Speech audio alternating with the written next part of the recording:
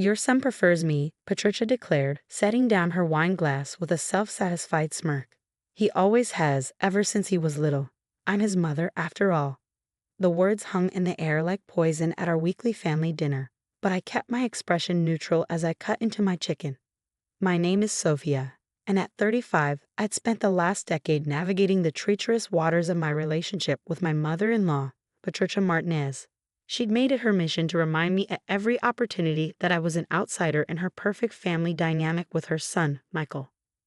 Mom, that's not true, Michael protested weakly, but Patricia waved him off with a practiced flick of her hand. Oh honey, remember last week when you chose to help me with my garden instead of going to Sophia's art exhibition? Actions speak louder than words. She threw me a triumphant glance across the dining table. I took a slow sip of water, thinking about the leather-bound diary hidden in my tote bag. The one I'd discovered 3 days ago while helping Patricia clean her attic. The one she had no idea I found, let alone read. Actually, I said carefully, Michael and I are hosting a family reunion next month. We'd love for you to help with the planning, Patricia. Her eyes lit up at the prospect of taking control, just as I knew they would. Well, of course, dear, you'll need my help to make it perfect. You know how particular our family is about traditions. Our family. The phrase made me want to laugh, considering what I'd read in that diary. The diary had been tucked away in an old hat box, buried under yellowing newspapers from 1993. I'd only found it because I'd accidentally knocked over the box while reaching for Christmas decorations Patricia had insisted we needed to sort through in the middle of summer. The first entry was dated June 15, 1993. I can't keep lying to everyone. James isn't Marcus's father. I don't know how much longer I can keep this secret, but I have to. The truth will destroy everything. Marcus, Michael's father, had passed away 5 years ago, never knowing the truth about his parentage. Patricia had built her entire identity around being the perfect Martinez family matriarch, keeper of traditions and bloodlines. But her diary told a different story. Sophia? Michael's voice pulled me back to the present. You okay? You seem distracted. I smiled at my husband, the man who'd always stood by me despite his mother's constant undermining. Just thinking about the reunion, I said truthfully, there's so much to plan. Patricia launched into a detailed analysis of what we'd need to do, where we'd gone wrong with previous gatherings, and how she'd help us avoid embarrassing the family name. Each time she emphasized family, I thought about the diary entries that would shatter her carefully constructed facade. We'll need to display the family photos, Patricia insisted. The ones showing 4 generations of Martinez men. It's important to remember our heritage. I nodded, thinking of the photo she prized most. The one of Marcus as a baby with his father, the man who, according to the diary, wasn't actually his father at all. And of course, she continued, we'll serve traditional Martinez family recipes. Sophia, dear, I know you try, but you never quite get them right. Let me handle the cooking. Michael squeezed my hand under the table, his usual response when his mother criticized me. But this time, I didn't eat his comfort. I had something more powerful than Patricia's barbs. I had the truth. As we cleared the dishes, Patricia cornered me in the kitchen. I know what you're trying to do, she said, her voice low. Hosting the reunion, playing the perfect daughter-in-law. But remember, I'm the one who raised him. I'm the one who knows all our family secrets. I met her gaze steadily. We all have secrets, Patricia. Some just take longer to come to light than others. Something flickered in her eyes, uncertainty, maybe fear, but it passed so quickly I might have imagined it. She patted my cheek condescendingly. Oh, sweetheart, you really should learn your place in this family. As we drove home that night, Michael apologized for his mother's behavior, as he always did. I don't know why she's like this with you. She wasn't always so controlling. I thought about the diary entries describing a young Patricia, terrified of losing her position in the prestigious Martinez family, desperate to keep her secret. People do extreme things to protect what they think they might lose, I said. What do you mean? He asked. Nothing specific, I replied, patting my bag where the diary sat. Just something I've observed. By the way, I have some ideas for the reunion. I think it's time we did things a little differently. Michael smiled, clearly relieved I wasn't upset by his mother's behavior. Whatever you want, honey. It's about time we made some changes to these family traditions anyway. If only he knew just how many changes were coming. I had a month to prepare for the reunion, and I intended to use every day of it. Patricia had spent 30 years building her life on secrets and lies, using them to maintain her control over the family. She thought she was untouchable, the keeper of family traditions and secrets. But as I learned from her own written words, the biggest secrets have a way of coming out, especially when someone knows exactly where to look. The family reunion wouldn't just be about displaying old photos and serving traditional recipes. It would be about truth, long buried but finally ready to see the light of day. I just hoped Michael would understand why I had to do this. Some truths hurt, but lies poison entire generations. It was time for the Martinez family to face reality, whether Patricia was ready or not. That night, I stayed up late reading more of the diary entries, each page revealing new layers of Patricia's deception. The truth about Marcus's father was just the beginning.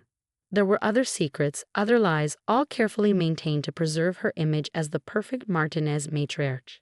The family reunion was exactly 1 month away. Patricia had no idea that her careful house of cards was about to come crashing down, and I would be the one to blow it over. Over the next few weeks, I meticulously planned every detail of the reunion while Patricia hovered, criticizing and correcting my every decision. Each time she insisted on doing things the Martinez way, I thought about the diary safely stored in my home office. Those centerpieces are all wrong, Patricia declared, rearranging the flowers I'd selected. Martinez gatherings always have red and gold, our family colors. She paused, looking at me pointedly. But of course, you wouldn't understand the significance. I kept arranging the white and silver decorations I'd chosen. Actually, I've been doing some research into family history. Did you know the original Martinez family colors were white and silver, back in 1960? Patricia's hand froze mid-arrangement. That's not possible. We've always used red and gold. No, I said quietly, you started using red and gold in 1993, right after you married Marcus. The color drained from her face, but she quickly recovered. You're mistaken. Now about the seating arrangements, but I wasn't mistaken. The diary had detailed how Patricia had systematically changed family traditions after her marriage, erasing the old to establish her new narrative. The colors, the recipes, even the family prayers, all modified to hide her deception. One afternoon, while Patricia was instructing the caterers on her version of traditional family recipes, I received an unexpected visitor. Anna, Marcus's elderly aunt, had seen the reunion invitation and wanted to help. Those recipes Patricia insists on, Anna said, shaking her head, they're not even Martinez family dishes. Our real family recipes were different. She pulled out a weathered cookbook. I found this recently. It belonged to Marcus's grandmother. I carefully opened the cookbook, discovering pages of handwritten recipes that bore little resemblance to Patricia's traditional dishes. Another piece of evidence supporting what I'd read in the diary. Patricia changed so much when she married Marcus. Anna continued, her eyes distant. We all thought it was strange, but she was so insistent about everything being proper and traditional. Marcus just wanted to make her happy. I made copies of the original recipes, tucking them away with my other discoveries. The truth was building, piece by piece. Michael noticed my increased interest in family history but interpreted it as enthusiasm for the reunion. Mom's really getting to you with all this tradition stuff, huh? He teased one evening. I just want to understand everything properly, I replied, studying a photo of young Patricia with Marcus. In the picture, her smile seemed strained, her eyes watchful. Now I knew why. The diary entries from that period were particularly revealing. Marcus talks about having children. He's so excited to pass on the Martinez family legacy. If he only knew. But I've come too far to turn back now. This has to work. I've made sure all traces of the truth are gone. But Patricia hadn't eliminated all traces. Her own words, written in moments of late-night guilt and fear, had survived to tell the real story. A week before the reunion, Patricia arrived unannounced at our house, carrying boxes of old photos. These need to be displayed prominently, she insisted, especially this one of Marcus with his father. I watched her carefully arrange the photos, noting how her hands trembled slightly when handling certain ones. Did she ever look at these pictures and see not treasured memories, but evidence of her deception? You know, I said casually, I found some interesting old family documents while preparing for the reunion. Would you like to see them? Patricia's head snapped up. What documents? Oh, just some old records, Family histories. Diaries. The color drained from her face for the second time that month. Diaries? It's fascinating how much family history can be preserved in writing, don't you think? She gathered her things quickly after that, making excuses about a hair appointment. As she hurried out, I called after her, "Don't forget, I'm making a welcome speech at the reunion. I've discovered so many interesting family stories to share." That evening, she called Michael, complaining that I was interfering with family traditions and needed to be stopped. Michael, as usual, tried to mediate. "Mom's just protective of family traditions," he said after hanging up. "Maybe we should let her handle the reunion her way." I took his hand, looking into his worried eyes. "Trust me, Michael. Everything I'm doing is for the good of this family. Some traditions need to be examined in the light of truth." He looked confused but didn't press further. My husband's trust in me would be tested soon enough. As the reunion drew closer, Patricia's attempts to control the event grew more frantic. She called daily with demands and changes, each one aimed at maintaining her version of family history. But with every call, every visit, every criticism, I stood firmer in my plans. The diary's final entry, dated just weeks before her marriage to Marcus, read, "Tomorrow I become Mrs. Martinez. Everything is arranged perfectly. No one will ever know the truth. This is my family now, and I'll do whatever it takes to keep it that way." But Patricia's time of keeping secrets was coming to an end. The reunion was 3 days away, and I had prepared everything. The original family recipes, the old photographs I'd discovered in Anna's attic, and most importantly, the truth that would finally set this family free from decades of lies. I just hoped that when the dust settled, there would be something left to rebuild. The day of the reunion arrived bright and clear. Family members from across the country gathered in our backyard, which had decorated with the original white and silver colors. Patricia arrived early, her face tight with anxiety as she surveyed my arrangements. "It's not too late to fix this," she hissed, clutching her purse. "We can still do things the proper way." I smiled calmly. "Everything is exactly as it should be, Patricia." The afternoon progressed with traditional Martinez family warmth, children playing, adults catching up, and endless plates of food being passed around.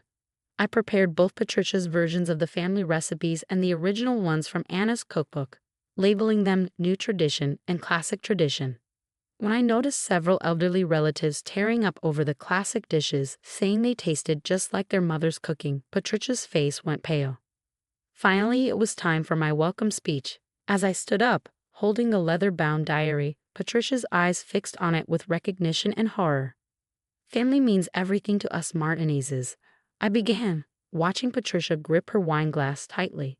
"It means love, acceptance, and most importantly, truth." I pulled out the old cookbook Anna had given me. I spent the last month discovering our real family traditions, the original recipes that somehow got lost. I paused, meeting Patricia's desperate gaze. The true stories that shaped who we are. Patricia stood abruptly, but Anna gently pulled her back down. "Let her finish, dear," Anna said firmly. 30 years ago, I continued, this family welcomed someone who was afraid. Someone who thought she had to create perfect new traditions to be accepted. Someone who didn't realize that love doesn't require perfection.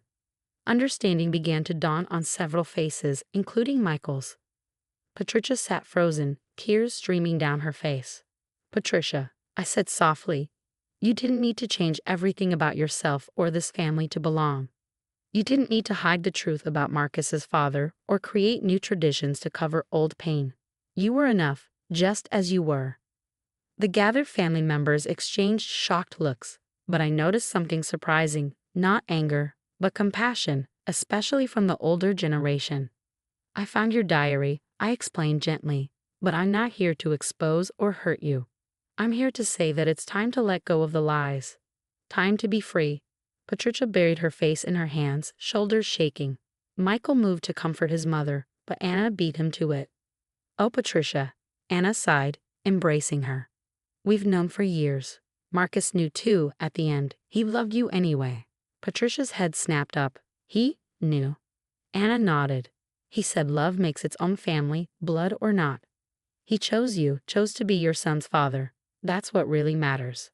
The tension slowly dissolved into tears, hugs, and long overdue conversations. Older family members shared stories of the real Martinez traditions. While younger ones marveled at the authentic family recipes, Patricia, still shaking, finally turned to me. "Why?" she whispered. "Why didn't you use this to destroy me, after how I've treated you?" I took her hands in mine, because that's not what family does. Real family accepts, forgives, and grows together. I learned that from the Martinezes, the real ones, not the perfect image you tried to create. Michael wrapped his arms around both of us. "Mom," he said softly, "I love you. Nothing changes that. But maybe it's time to let go of trying to be perfect and just be real." Patricia nodded slowly, decades of tension visibly leaving her shoulders. "The real recipes are better anyway," she admitted with a weak smile. "I never could get them quite right." As the sun set on our gathering, the family had transformed. Gone was the rigid adherence to Patricia's invented traditions, replaced by a genuine celebration of both old and new. Children ran around learning original Martinez games, while Patricia, finally relaxed, shared stories of her own childhood. "You know," she said to me later as we cleaned up together, "I think I've spent so long being afraid of losing this family that I forgot how to actually be part of it." I handed her a plate to dry. "Well, now you can start fresh. No more perfect Martinez matriarch, just Patricia, exactly as you are." She paused, then said quietly, "Thank you, Sophia, for finding a way to tell the truth that didn't break us." Looking around at our family, because they were truly ours now, bound not by blood or perfect traditions, but by love and acceptance, I knew that sometimes the happiest endings come not from keeping secrets, but from having the courage to face them together. The diary sits in our family library now, along with Anna's cookbook and albums full of both old and new photos. They tell the real story of the Martinez family, not perfect, not always traditional, but always, always real. And Patricia? She's finally learned that being a true Martinez has nothing to do with blood or carefully maintained images. It's about love, acceptance, and the courage to be authentically yourself.